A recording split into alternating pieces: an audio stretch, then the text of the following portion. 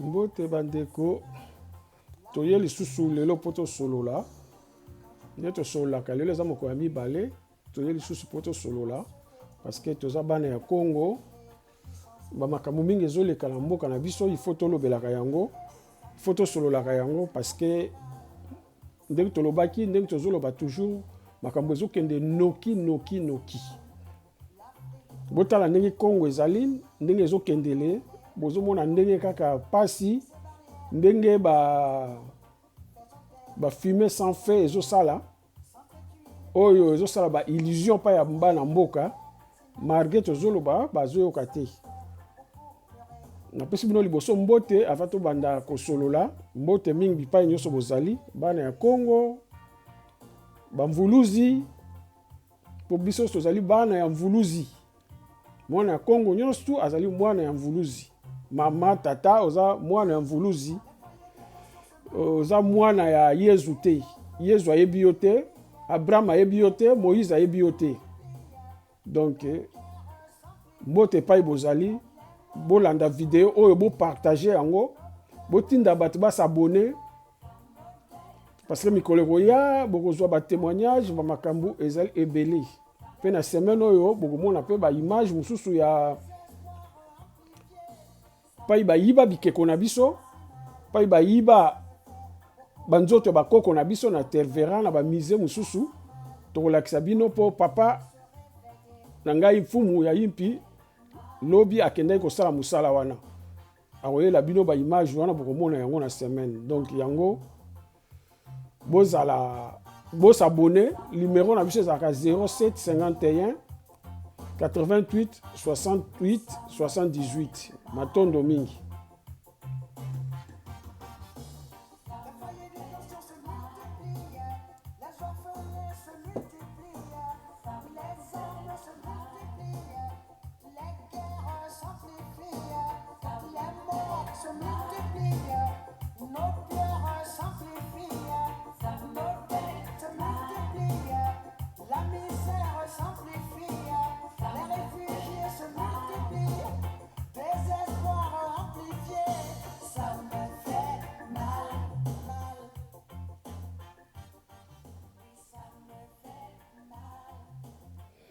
Bandeko mbote lisusu bouti koyoka ndenge papa na biso wana yembi ça me fait mal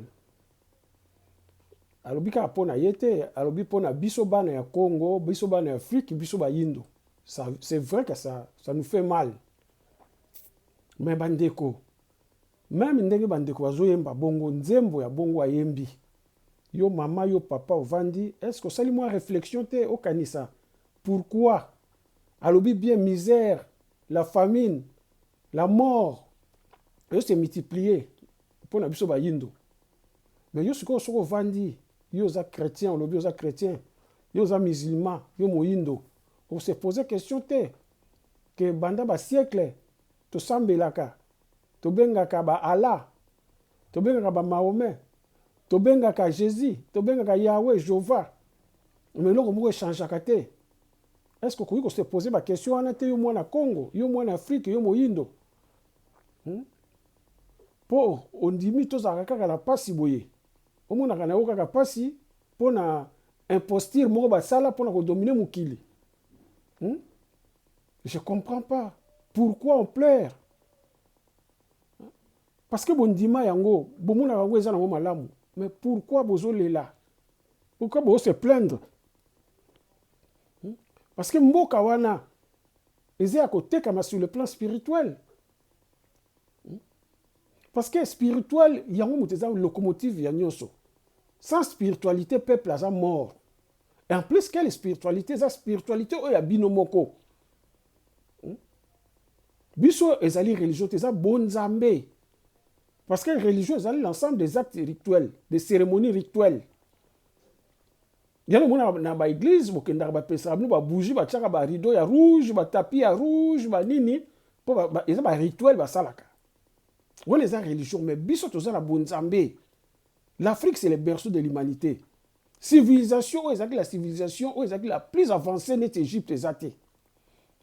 Bato nyonso tout même savant awa ya France ya ba pays européen bakendeki na Égypte pa ba koko na biso bavandaka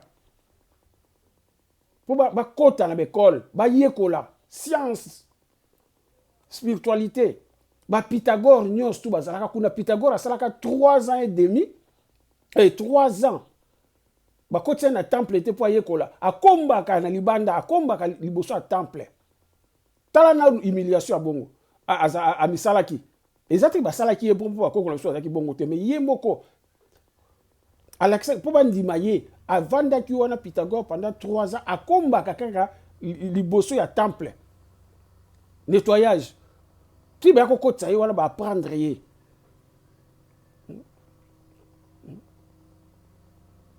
donc civilisation ya monene ezalaki ya biso oyo nyonso bomonaka baza nango oyo nyonso bomonaka wana bazwa yango pai na biso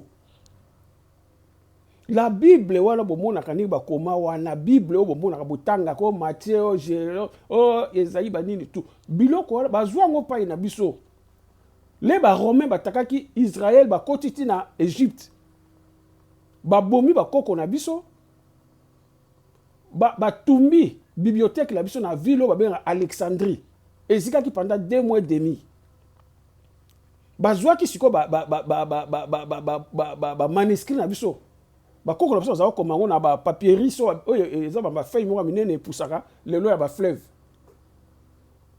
yango bakendaka nango baformat bible wana babakisi balongoli yango monaka na bible mwa bavérité ya mike ezali yango Mvuluski Mbangu alobaki ke botanga bible bokanga moyibi na eloko ayibaki Mvuluski Mbangu alobaki te ke bible eza ya biso eloko tozolinga bato batika kokosa baeglise oyo nyonso eza na Congo wana batika kokosa bana ya Congo so boyoki église batie kombo ya Kimbangu batie kombo ya Yezu église wana eza ya lokuta église wana eza na imposture église wana eza na kisi église wana eza na mabe Kimbangu basangise na Yezu te po baza na chemin moko te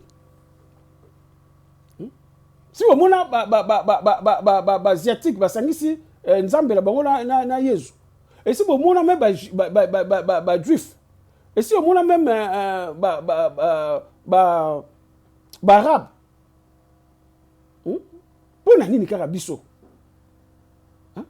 donc l'église oyo nyonso bozomona bazosangisa kombo Mvuluski Mbangu na Yezu eza l'église moko piraté eza l'église moko ezala bamakambo ebombani na kati wana et puis l'église nyonso bozomona ezoloba kombo ya benga Mvuluski Mbangu Simon il y a quelque chose qui ne va pas nakoki kondima moto ayebi makambo Mvuluski Mbangu te aloba bongo mais oyo ayebi yango oyo bobengi chef spirituel cadre pasteur nani révérend bozo benga Mvuluski Mbangu Simon entre temps yo moko tuna ye kombo na yo kaka ngai kombo la ngai Nzuzi Maimona mais azo benga Mvuluski Mbangu Simon Mvuluski Mbangu tolobaka histoire na ye mwa moke Mvuluski Mbangu akutaka papa na mama ne bazaka bata protestant po le wana basi bakotisi bonzambe ya bapaya na Congo ekotaka na 1491 le babatizaki koko na biso Nzinga Nkuvu Mvuluski Mbangu lera botami ayo kuta bakoko na biso papa na ye bazalaki protestant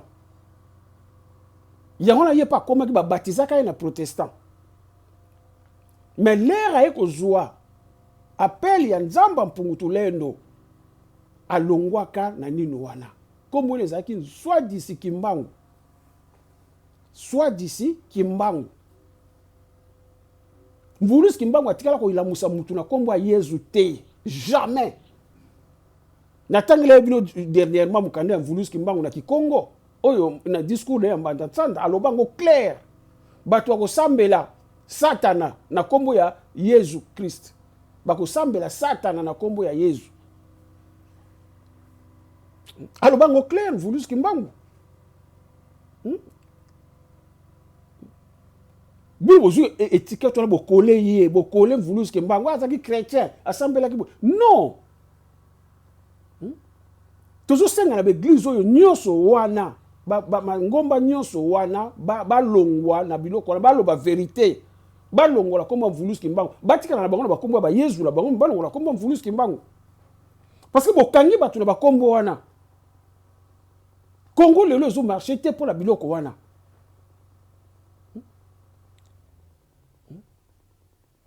Jésus déjà Jésus est un mythe. Est-ce que boyoka même descendance à Jésus boyoka yango balakisa bino yango balakisa bino yango wapi mais biso Kimbangu ça fait pas longtemps Kimbangu azongaka na mokila molimo na 1951 ça fait pas longtemps bato ba mona Mvulus Kimbangu basolola na ye bazali ti lelo ba msu bakufa msu azati lelo Makamu si Mvulus Kimbangu asala mutu moko to asala yango 147 ala musa batu 147 ala musa bango bopito ekangama ba misala ekangama parce que batu nyoso malade bakimbo hôpital bopito ekangami et puis asakolo ba sasumuka la kombo nzambe mpunguto lendo jamais Mvulus Kimbangu na discours na ye aloba kombo ya Jésus jamais bandeko bokangelo ko wana bino bokolanda vidéo oyo Mvulus Kimbangu atala koloba kombo ya Jésus Christ te ke na kola musa mais na lobi so Mvulus Kimbangu asakoloba bongo ba missionnaire wana bayaki na kombo ya Jésus so Mvulus Kimbangu asakoloba bongo ba condamné 100 ans na prison. Est-ce que bino moko tam boza bana mike bozo comprendre le mensonge eza wana soki ya zaki kola musa bato na kombo ya Jésus soki azako bikisa bato na kombo ya Jésus kasi azako sala malamu mpona bango po ni bakanga ye po ni bakondamné na 100 ans bandeko botika biloko wana botika bakosa bino bolala pongi susu ba bébé te pongi bozolala wana yango moto ezoboma biso yango moto ezoboma Congo et loko moko te ko marcher ça sur le plan politique bozomona lelo wana déjà que toujours bali bomona ba diversion comme bato baza na pouvoir lelo bato ya IDPS toujours bango clair bango pe ba comme nini on va faire comme Kabila ba osala ba mandat bale misato ba ndiko zo raison recensement ba nini tout au moins que mitu ya bato eza malamu te mitu ya bato eza envoûté eza ko beba na mboka na biso solution eza kaka moko sa spiritualité Congo faut zonga nango po zonga sa bato makanisi na ba isika mutu so azangi bonzamba zetu mutu ya liboma réflexion les a déplacés à réfléchir sous malamu te yango muri siko bana wana botandi ba communauté batama boma partout ko loba pamba pour la bango pouvoir faut ba sala ndenge ba misu sala ki 30 ans 18 ans 20 ans est-ce que c'est normal mais boyeba tangu ifuene Mvulus Kimbangu sa telemi makambo nyonso ezaka ne bandele pe na suka nde tolobaki na bino ke makambo yo Congo tangu nango se koki makambo yo bo sala wana ekosala malisusu te na Congo bana ya Congo bana Mvulus Kimbangu ba souffrir te ndenge bozinga bo sala bango lisusu ndenge bozinga bo sala ba conférence na bino bo sala ba dialogue na bino po bo sala ba magui na bino boko kutana nango tangu ifuene tangu koki bandeko bongo yoka ba histoire bozo kumbisa Jésus yemtaza na Congo bozela kaya ya mais il est déjà venu il est au Congo et si aya bandakala enlèvement la bozela kawara bozela kaya yango te salama ndenge bazo kufa c'est ça l'enlèvement biso ça enlèvement zani enlèvement bio bozela kaya yango na liwa oni ba boma bino kuna nani ba boma awa na ba poto c'est ça l'enlèvement ya yezo bozela ka Jésus c'est qui? Jésus c'est le multinational. Jésus c'est qui? Jésus c'est les loges.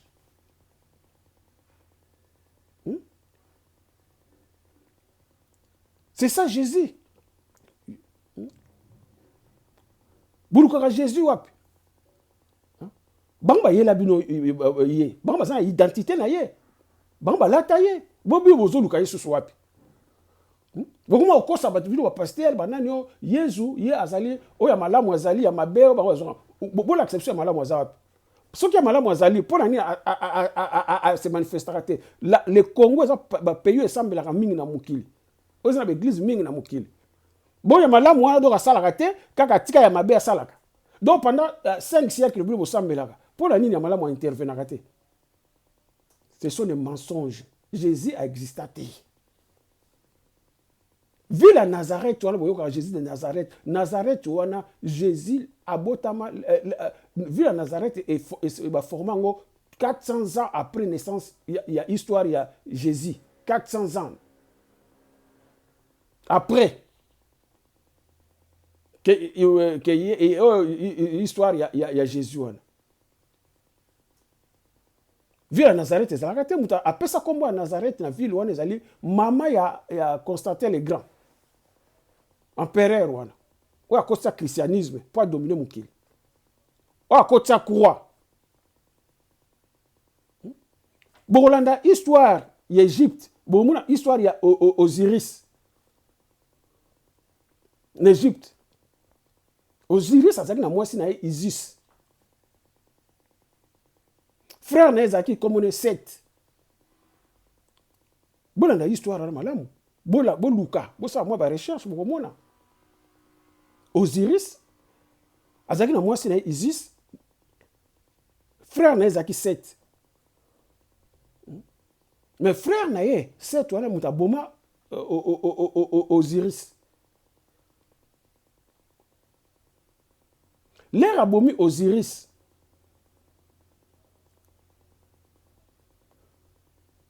Isis moi si na ye. Akataka ye l'air abomaka ye. Isis moi si Osiris akende aluka mikuwa na sangisa yango akoma ko vandela yango. L'air akoma ko vandela yango place yako zwa zemi. Do zemi kaka oya ya Oris mwana ya Osiris yango kaka mutezaki zemi oyo ezalaki sans rapport sexuel. Nazo bisabino ngo popota histoire ya Yesu ba inventela bino. Wone ezaki na Égypte.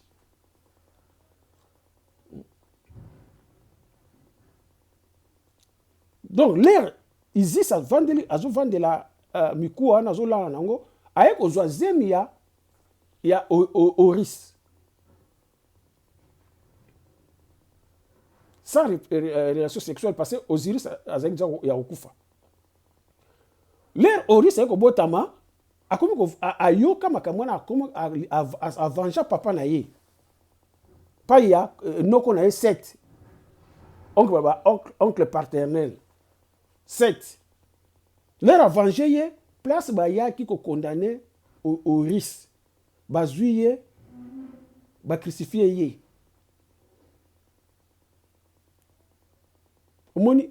Donc, histoire ya Jésus wana ba forma wa partie ya Égypte. Histoire à Jésus, d'un expliquer nous va former à partir ya Oris, il y a Osiris, na Oris. Il y a ma forme histoire ya Jésus wana.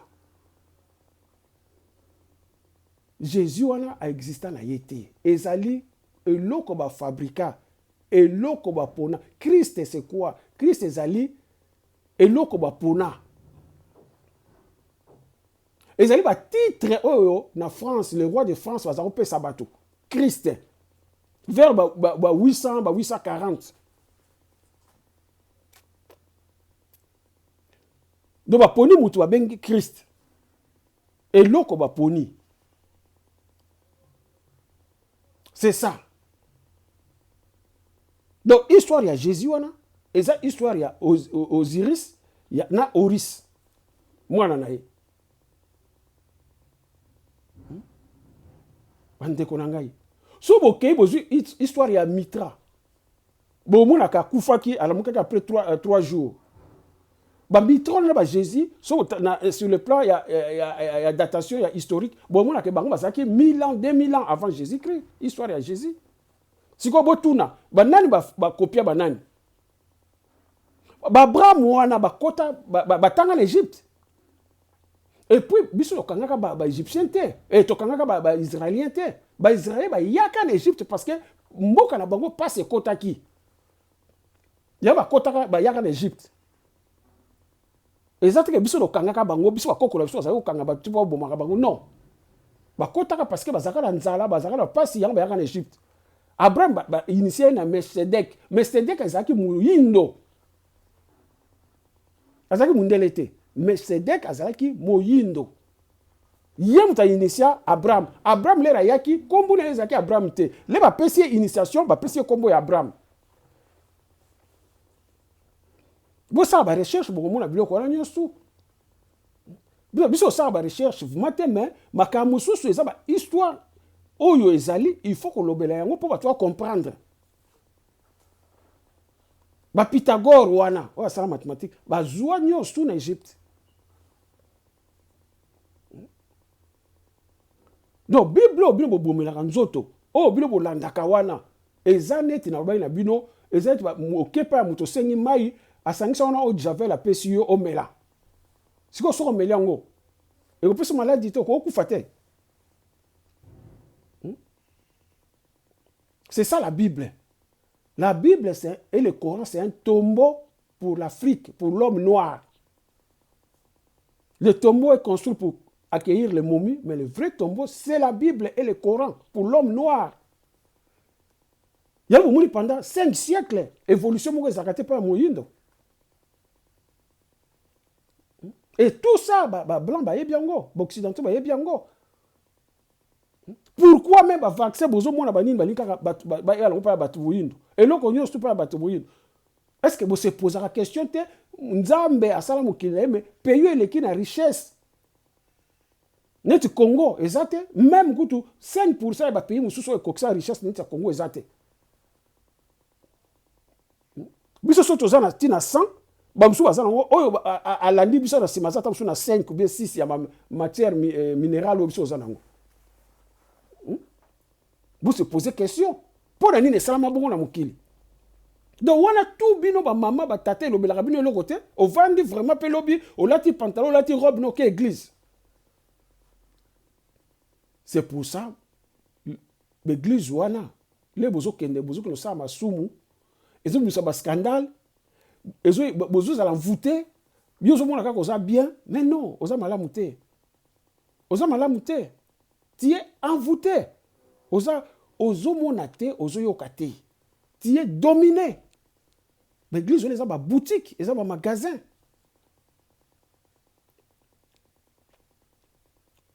Bon la mouka bandeko. Biso tozana mobiki sina biso, mvuluzi kimbangu. Nzambe la biso, nzamba mpungutule ndoma, weja nangi na vidi mukulu nzapa, nzakomba, akongo mongali, onya shongo.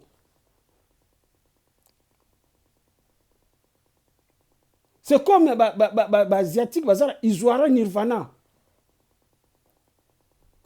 C'est comme les Mindele, ils ont Yo, Jova, Yahweh. Ils ont Lucifer, ils ont Baby ça. C'est pourquoi dans l'Apocalypse, ils ont quitté la scène. L'étoile brillante du matin. C'est Jésus. Moi, nous, laquelle David, c'est qui? C'est Jésus. L'étoile brillante du matin. Yemura s'est présenté ngai, moi nous balakela na David. L'étoile brillante du matin. C'est quoi Bible mutelobi en Bible bleu botangaka. C'est quoi biso to lo banine. Bokoma ko sana encore do bondima liwa. Bondima passi. En quelque sorte, vous êtes des sorciers. Ce qui mboka na biso zo bongate parce qu'il y a des sorciers na mboka na biso, ba mama na ba tata. Parce que les babes que kuna eza kindoki. Nous toujours le christianisme musulman, religion musulmane, eza kindoki pour la bandu boyindo. Mais yo tata yo mama zo kindoki no kino bina ko kino yemba ka banini. Ko no yembela ka ndoki wana. Donc okenda ko signer ba pacte parce que au moment où zo kumbisa Yesu, zo kumbisa Yahweh Jéhovah, c'est comme si aussi signer ba pacte na bango. Botala bino mon internet, botala na YouTube. Combien de prophéties? Quand on a YouTube, combien de prophéties par jour? Bamisu ba komi ke nzamba 100 000 par président. Ah, en tout cas vraiment. Mawa mingi bino ba chrétien. Mawa mingi kozanga bo nzambe za pasi mingi. Ba prophétie communauté mai. Il y a des prophètes et des prophétesses bazana na YouTube wana. Donc chaque jour azwakane kaka prophétie. Chaque jour. Donc, 30 jours, à 60 prophéties. Quel désordre spirituel! Quel désordre spirituel! Bandeko. Nzamba za ordre, nzamba za désordre à bon côté. Makamunyo so désordre, makamunyo so désordre. Lelo bino kaka ko ekomi ke mukonzi baponi nzambe mutapona ye, mais n'importe quoi. Donc nzambe andimi na ye moyibi, nzambe andimi na ye mabe, nzambe andimi na ye boye. Donc nzambe changeaka, pona bino nzambe changeaka. Donc mibeko ya tia ale a changeaka yango. Donc nzambe sikoyo donc pona bo binga batu ba miyibi. Pona bo binga batu ndoki. Parce que nous avons dit maragnos tout. Donc nous avons dit mutu azwa keloko ya muninga, mutu sala mabe. Naza fanatique à mutute na puyaka mutute, mais tout tika na ba logique mo ba réalité. Bon nzambe za réalité, za logique. Beaucoup so bon nzambe bo balola kango te ne bo balola. La prophétie à l'okuta, c'est pour mendier. Vous voyez que les bozolo ba bongo pa ya mukonzi akozwa anopesa bino mbongo. Banda ba sala ba cérémonie na ba stade wana. Ba pasteur bozo ba million Denis les sauté ko loba yango. Est-ce que évolution ezanine passe ou bien esengo? Est-ce que bino mo so bo vandi bo mona ke mboka na ndenge zo ke le ozana esengo?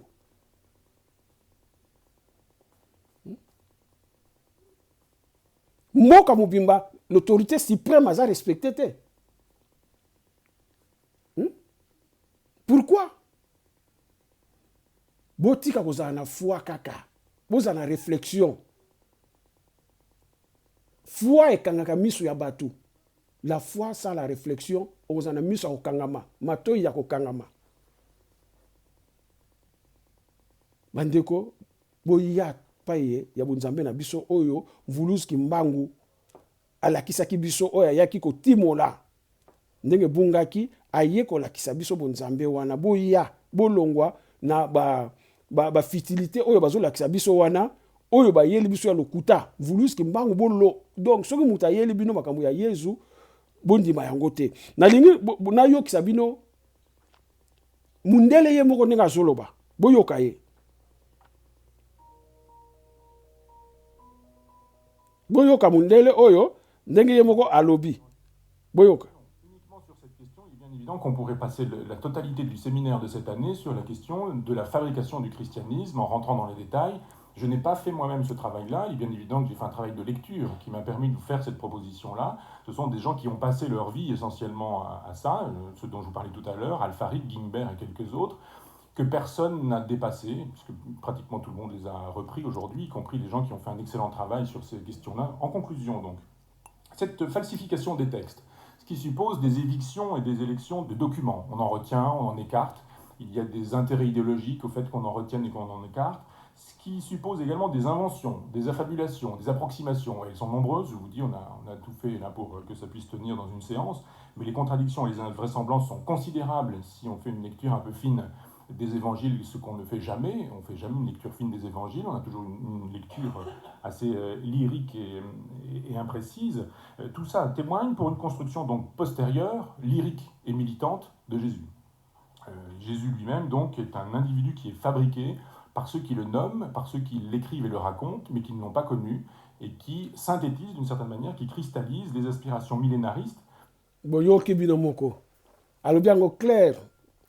So biso ba yindo tozolo bango bondima te boyoki ye moko mundela lobi. Jésus aza fabriqué. Alobiango clair. Bande ko nangai. Boyoka lisusu ndenge lobi. Boyoka lisusu. La naissance, c'est Jésus. Et pour moi, Jésus n'a pas historiquement existé. C'est assez singulier aussi cette façon de savoir que toutes les civilisations sont mortelles, mais pas la nôtre, et d'avoir un esprit... Boyoki ango lisusu ndenge lobi. Jésus existait. Jésus a été fabriqué. Bandeko. Oboyoka ka Jésus wana eza nango ba fabrika yango. Pona ba dominer mukili po baza na même mise na mukili ya ba fabriquer bino Jésus ya ngona Léopold da pesa discours na ye boke no lakisa bango banzambe ya lokuta o ba komona bango te o ba yebi bango te voilà bande konangai hein donc bolongwa na bozoba wana batia biso Jésus azala na yete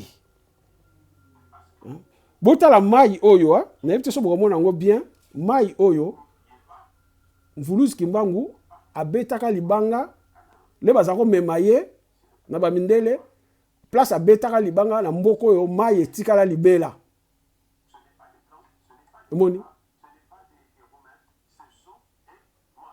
omoni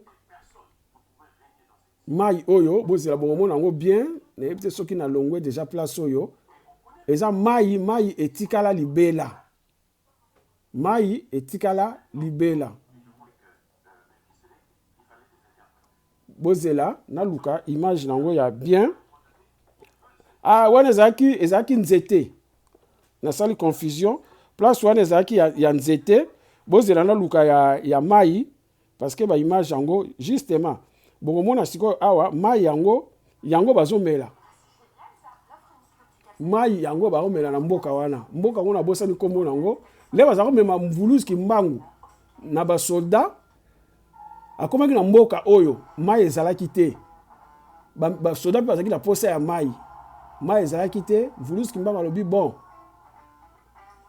azwi libanga abambi mai ekoma kobima place wana mai wana ezala kaka na quantité wana ebimaka esilaka te ezala hiver ezala été mai wana ebimaka kaka bongo donc mai wana eza mai moko potable eza ya bien pa ebimaka kaka yango wana donc eza place oyo bozomona na bafoto zela nayebi te soki bokomona yango place oyo bandeko batelemi na mboka wana place mai wana ezali mai wana ezali wana Mvuluzi Kimbangu abimisa mai place wana nzete oyo bomoni sikoyo wana bandeko oyo eza ba image na biso te donc so tozotia yango c'est pour kaka kolakisa bandeko na biso eza yango ba image na biso te bokomona awa ndako oyo nazolakisa bino kaka po eza ba image na biso te bokomona prison oyo na Mbanza Ngungu oyo Mvuluzi Kimbangu agangaki botala oyo esalaki fente wana esalamaki na prison wana Mvuluzi Kimbangu agangi fente esalami na prison même so bakangi yango ezalaki nango kofongwa makaka fente yango wana batia nzete moko omoni batia nzete po ekanga yango nasi boomona yango bien wana elongi ya Mvuluzi Kimbangu bakangi ye bakraka batia nzete po ezala kokanga makaka donc wana ezalaki na Mbanza Ngungu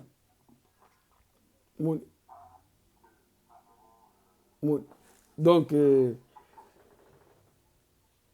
ba image ya bien bato babomba yango awa bozomona wagon ya train na Mbanza Ngungu oyo ememaka Mvuluzi Kimbangu ntina Kinshasa wagon ya train yango oyo wagon wana bozomona yango moto ememaka Mvuluzi Kimbangu na Mbanza Ngungu a Kinshasa wana eza wagon mobimba nasi boomona yango mwa moke bien eza ba image na biso te donc tozwi yango kozwa yango tokotia yango eza ba image na biso te donc wagon wana yango tememaka Mvuluzi Kimbangu de Mbanza Ngungu a Kinshasa le bakangaka ye donc ti lelo ezaka place wana c'est dommage que mboka na biso oyo eza biloko moko il fallait ezala vraiment encadré batia yango place ya malamu mais c'est dommage pour na mboka na biso banegligeaka biloko ya boye biloko oyo nzambe aya akota avanda bazonéglige yango eza pasi mingi donc bandeko biso Mvuluzi toza na bapreuve biso Mvuluzi eza te ke amonanaka kaka soki olali ayeli yo na teni soki ya ndenge nini non biso Mvuluzi azali Mvuluzi nzete bomonaki liboso eza nzete epai apemaka mvulusi kimbango le bakangi ye bazokende na ye bakangi na baokende na ye na mbuka baokende na ye l'air amonaki moi pai bakendaka biro nango ekangama à 17h bamoni sikoyo bakokoma retard mvulusi kimbango azongisa moi ekozonga na midi ngonga ezonga ti na midi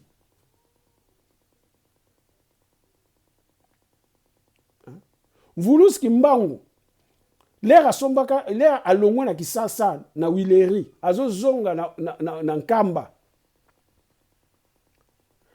tipo ya botolo ye bangolo wana tipo wana bilongo saza kolia ezalika na gu ya bangolo mais sikoyo l'air tipo wana abotolo yaka ye tata moko azalaka pembeni wana azali koseka kaka mvulusi kimbango l'air atali alobi yo moninga na yo asali ngai boye yo mpo ozoseka yo mpe atali tipo wana koma mwasi azalaka na bana na mwasi mvulusi kimbango atali tipo wana koma mwasi amoni akomi mwasi mbala moko akota na zamba akende kovanda na mboka moko songo matadi akende kovanda kuna akomaka mama akomi kobota bana botala nayebi te sofusi boyoka makambo wana nani akosala biloko wana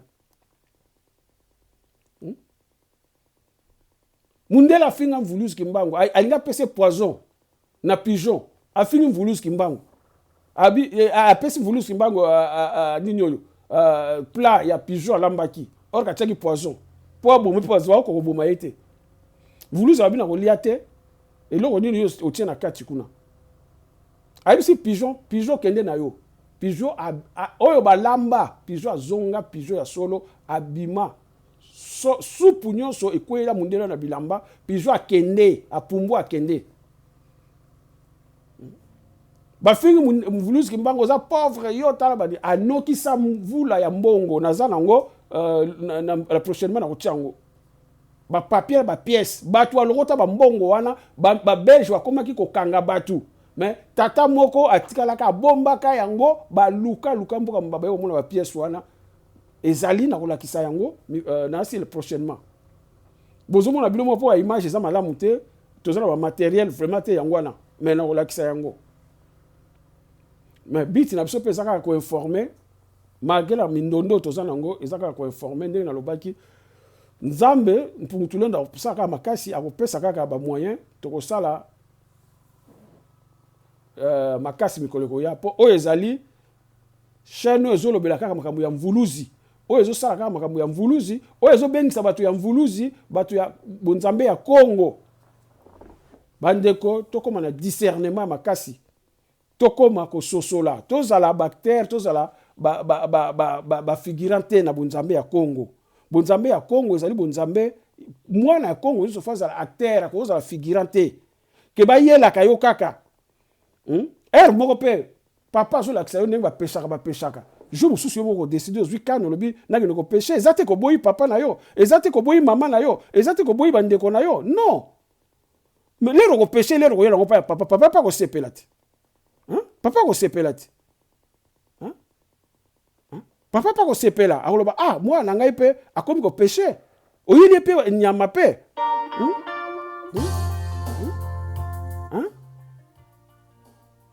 mais ndenge nini biso bana ya Congo tonika kozala ba figurant donc faut kotalaka nyonso il faut zala kaka ndengo wana non il faut ko bouger sango nzama putule il faut ko panza yango partout oyo yebi yango na ko panza il faut lakisa mutu komba mvulusi kimbango yipseke mobikisi na biso yeyo ki nzambe na biso nzambe mputulendo kaka muke wana tozala besoin ya kosala ba mathématique te ba écriture te tozala besoin ya maloba wana lelo zoloba na mutu ozola musa esprit na ye neti mutu azali kolala olamusi ye mutu azali na danger obikisi ye c'est ça c'est ça eloko nzambe mputulendo akosenga biso ezati kaka yo yebi yo vandi nango bolingo c'est ça koluka malamu ya muninga na yo mutu moko tako yiko pekisa yo opanza sango nzambe mputulendo non ya mvulusi kimbangu non Ndi na lobi kaka zai ti papa peshaka, ma bana ba peshete, est-ce que ça esalamaka? Ezali mama lambaka bana balambaka te salamaka. Non. Bolingo. Tolingana. Totika kokimana. Totika kozala na lokuta.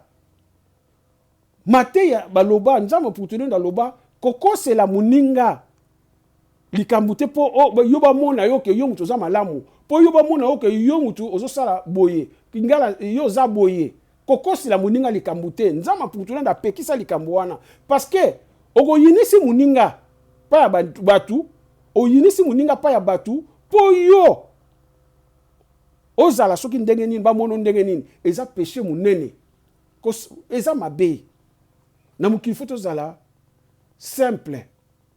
Tout le monde a orgueil. Orgueil est la qualité à satanisme. Tout ça la tolérance. Tout le bolingo, mais est-ce que tout ça les yango? Bandeko nangai. Donc voilà bandeko. Bo partager vidéo, bo s'abonner mingi. Na mateya oyo toyoki lelo. Bonzambe na biso eza bonzambe ya munene. Boyeba ke Yesu azalaka na été, il n'a jamais existé. Oh nyos eza nango ba mythe, ba histoire fabriquée, so bokela ba Jérémie. Bokomona ke na Jérémie, je crois Jérémie chapitre 10 verset de 3 4 5 bokomona ke ndenge ba fabrika bikeko wana. Obilo bobengi Jésus na Maria.